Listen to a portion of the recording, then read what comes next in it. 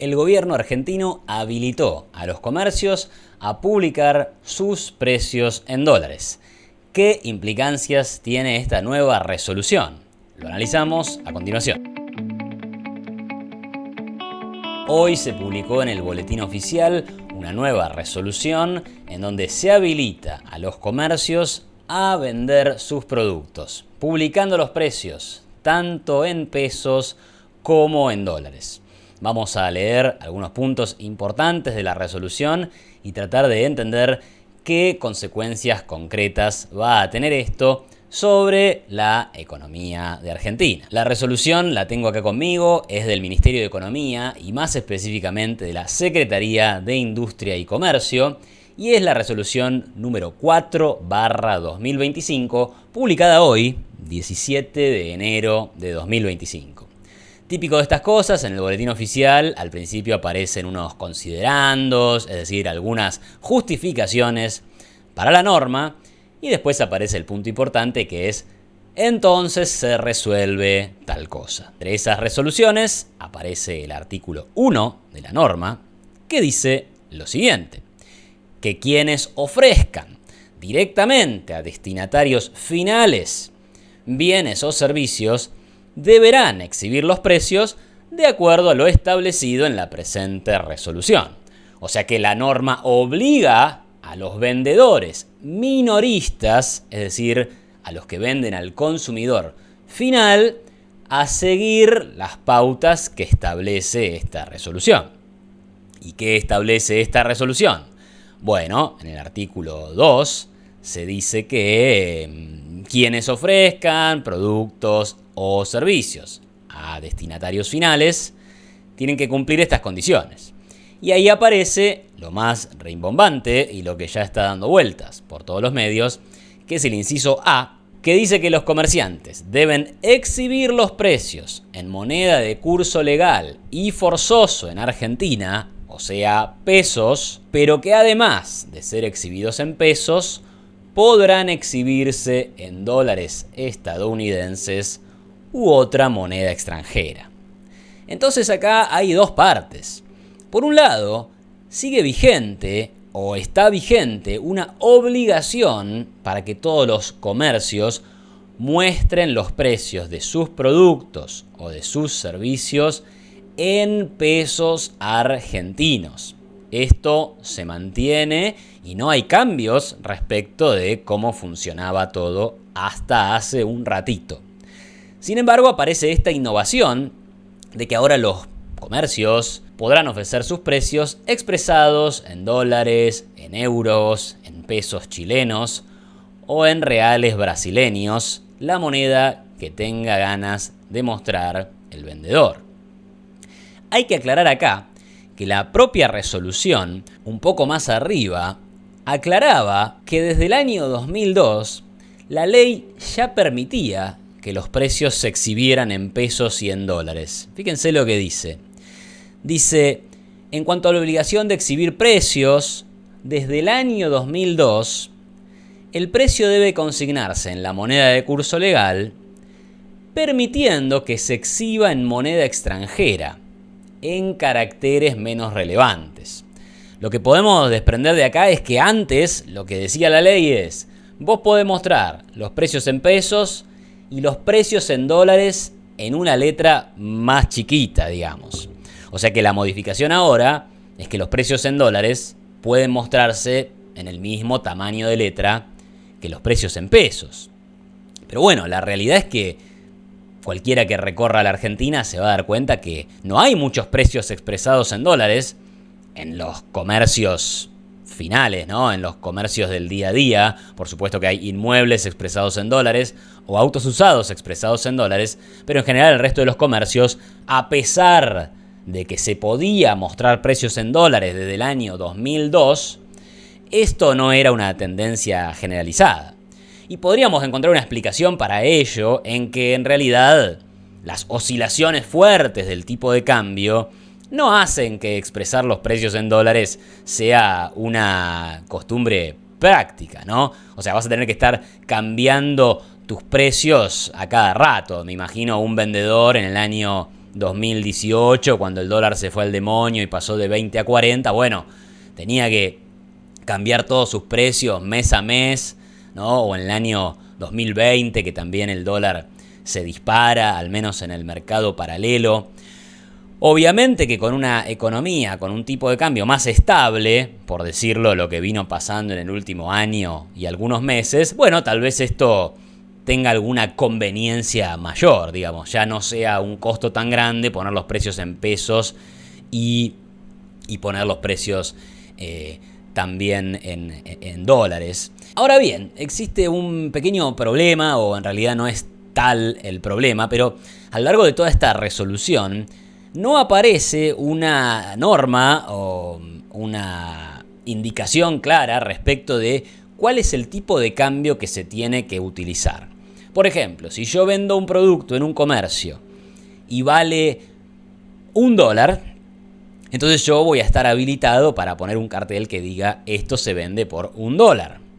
El tema es que también estoy obligado a poner los precios en pesos. ¿Qué tipo de cambio voy a usar para expresar ese producto, que para mí vale $1, en pesos? Puedo utilizar el tipo de cambio oficial y poner el precio de ese producto en 1060 o 1070 pesos, pero también podría usar el tipo de cambio paralelo y poner que ese producto en pesos vale 1200, o lo que diga el mercado paralelo que vale el dólar. La norma no aclara nada, no indica nada acerca de este punto, con lo cual lo que podemos concluir es que los comerciantes tienen total libertad de elegir cualquier tipo de cambio. De hecho, eso fue lo que me dijeron varios usuarios de Twitter cuando lancé esta pregunta, y la verdad es que me cierra bastante la explicación, ¿no? Ahora, claro, esto podría querer decir que alguien pone un producto que vale $1 y en pesos lo pone a 500 pesos, o a 1000 pesos, o a 25.000 pesos, ¿no? Bueno, claramente que la norma habilitaría que esto ocurra, pero el sentido común indica que esto no va a pasar. Y lo que yo sospecho es que lo que va a pasar es que si alguien finalmente pone sus precios en pesos y sus precios en dólares, bueno, lo va a hacer utilizando el tipo de cambio del mercado paralelo. Pasando a otra cuestión, ¿será que a partir de ahora que los comerciantes tienen la libertad de poner precios en dólares, además de la obligación, hay que remarcarlo, de poner precios en pesos, pondrán los dos precios para los productos? La verdad es que me parece que finalmente no va a terminar ocurriendo, porque ¿cuál sería la ventaja que tendría el comerciante de poner precios en dólares? A menos que le esté vendiendo a clientes extranjeros, que podría tener sentido para facilitarle la tarea al cliente de no hacer la conversión y la cuenta matemática en su cabeza, no veo que haya tantas ventajas para hacerlo con los consumidores argentinos. O sea, sí lo entendería en el sentido de que, bueno, vos vas a poner tus precios en dólares y los precios en dólares prácticamente en el año no van a modificarse, ¿no? Bueno, o por ahí sí. Los precios en dólares de los productos de Argentina subieron mucho durante el año 2024. Por eso se dice que hubo inflación en dólares, y esto es cierto. Subieron mucho los precios, la inflación fue 117%, y el dólar en el mercado paralelo prácticamente no se movió para arriba. Entonces todos los precios en dólares subieron. ¿Qué hace un comerciante en enero del 2025 con sus precios en dólares? Bueno, si él cree que los productos que vende puede venderlos a un precio constante en dólares, bueno, tal vez para él tendría sentido poner los precios en dólares y luego ir cambiando los precios en pesos en la medida que se mueva el tipo de cambio. ¿O no? En fin, lo que quiero decir es que hay un trabajo adicional para el comerciante de poner dos precios en lugar de uno a los productos que vende. Y dado que está la obligación de que sí o sí el comerciante tiene que poner los precios en pesos, me parece que lo más fácil de hacer es simplemente dejar los precios en pesos como venía haciendo hasta ahora y chau, complicaciones. O sea que no le veo tanta aplicación práctica a esta habilitación, que recordemos tampoco es una gran novedad, porque la publicación de precios en dólares se permite desde el año 2002, solo que con una letra más chiquita. Pasemos a otra cosa, ¿no?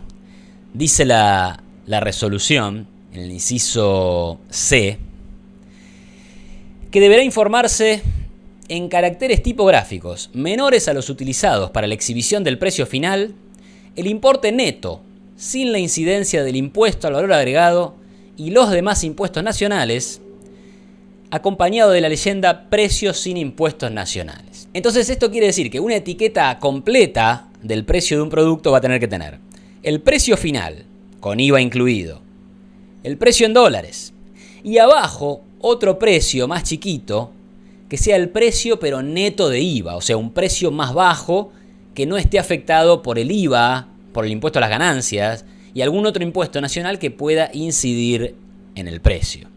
O sea, como verán, se va complejizando la etiqueta del producto. Claro que esta iniciativa tiene toda la lógica, porque lo que busca es generarle conciencia al consumidor del peso del Estado sobre su vida cotidiana. El consumidor va a ver un producto que vale 1.000 pesos, por ejemplo, pero una vez que le sacaron el IVA y le sacaron las ganancias, en chiquito va a ver que ese producto cuesta, no sé, digamos, para hacer cuentas rápidas, 850 pesos. Perdón, 850 pesos no, digamos 750 pesos, 25% menos, ¿sí? Entonces va a decir, bueno, al final estoy pagando 250 pesos, se los estoy dando al Estado. Y me gustaría pagar menos que eso, con lo cual tengo que pedir que el gobierno baje el IVA, que el gobierno reduzca el impuesto a las ganancias. Entonces, estoy pidiendo, como consumidor, un menor tamaño del Estado.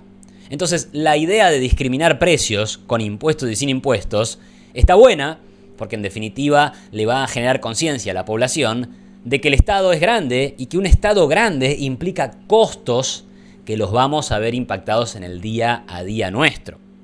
Cuando a vos te muestran el precio final, todo incluido, por ahí no te das tanta cuenta de que en realidad estás pagando parte de ese producto, estás pagando directamente al Estado. No estás pagando por el producto en sí, sino que estás financiando la actividad del gobierno y el gasto público del gobierno en todas las cosas que hace el gobierno.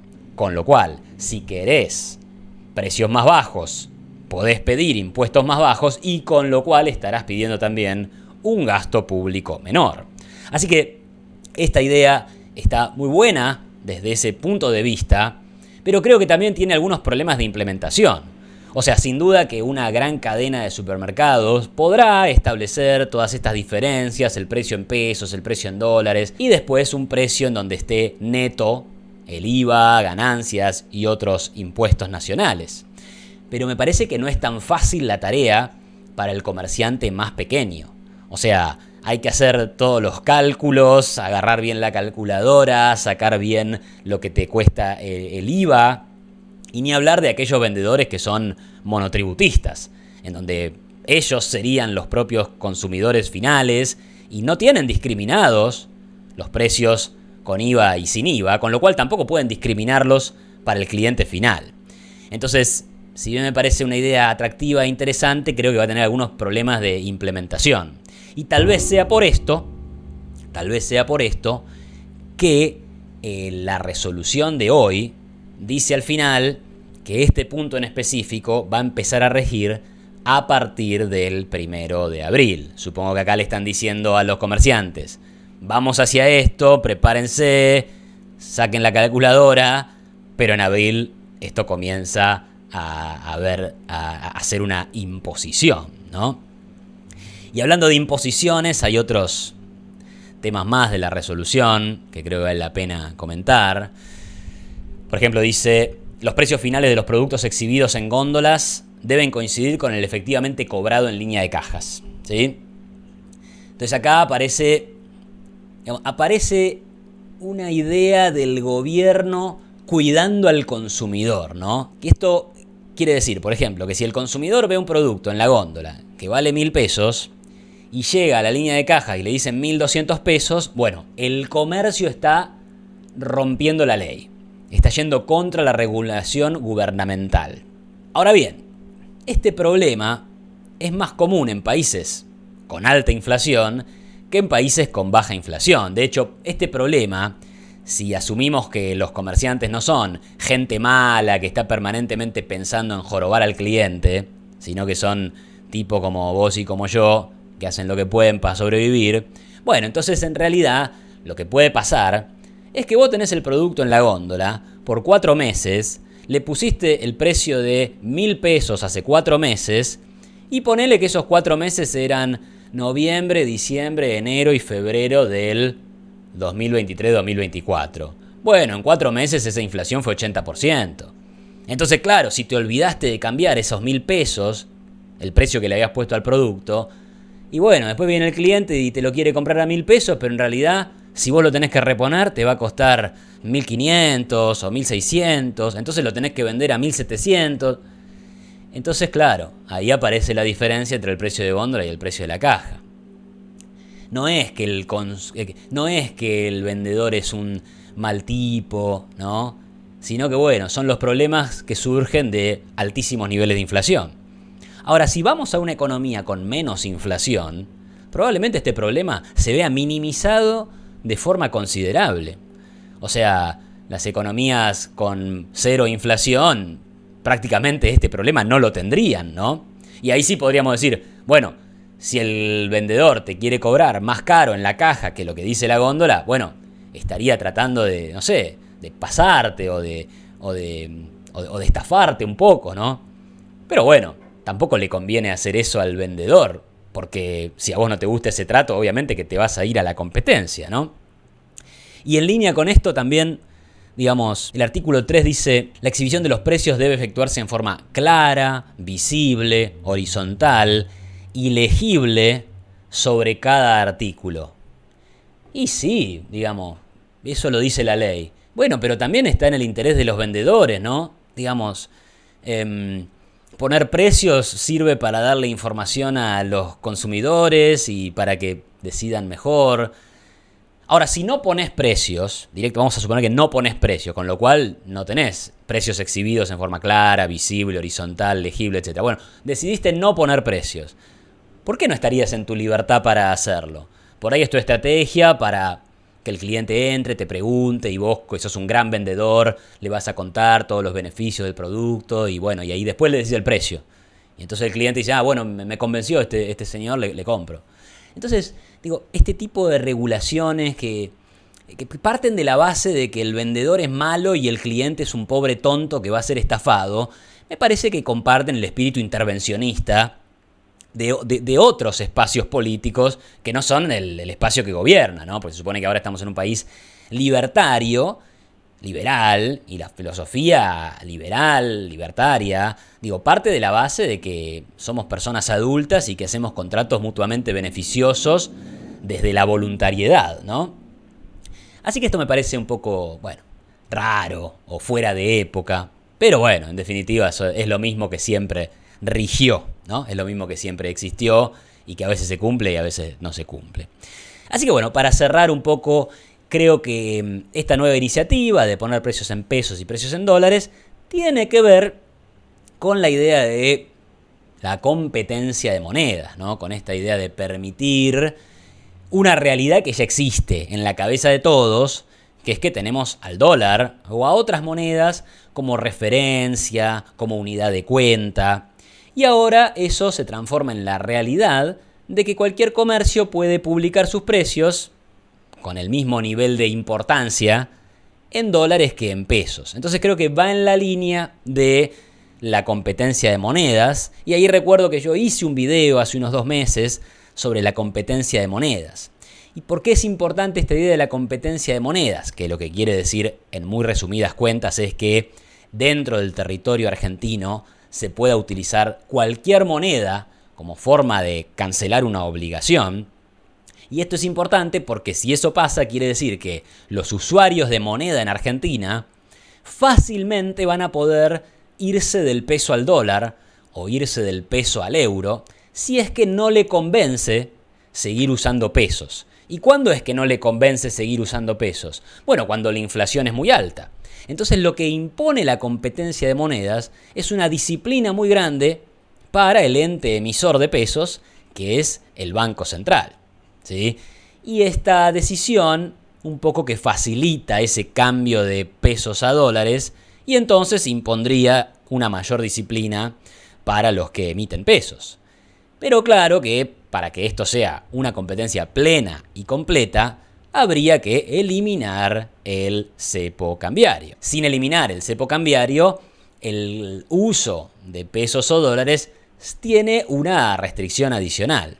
Aunque claro, uno puede utilizar el dólar MEP o el dólar contado con liqui o el dólar paralelo si quisiera para hacer transacciones o para ahorrar o para irse de vacaciones, y en la práctica nadie lo estaría persiguiendo penalmente por ello, como ha ocurrido en otros gobiernos.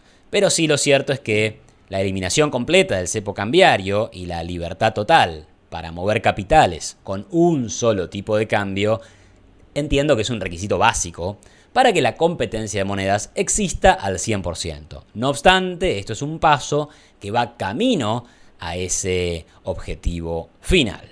Con esto cierro lo de hoy. ¿Qué opinas vos? ¿Qué te parece esta nueva disposición? ¿Es importante? ¿Es muy importante? ¿O al final no cambia nada? Déjame tu comentario, opinión o crítica ahí abajo en la sección de comentarios. Y si te gustó este video, podés colaborar conmigo donándome un cafecito, dándole me gusta a este video, suscribiéndote al canal y también compartiendo el video en tus redes sociales. Muchas gracias por estar del otro lado y nos vemos en la próxima. Hasta luego.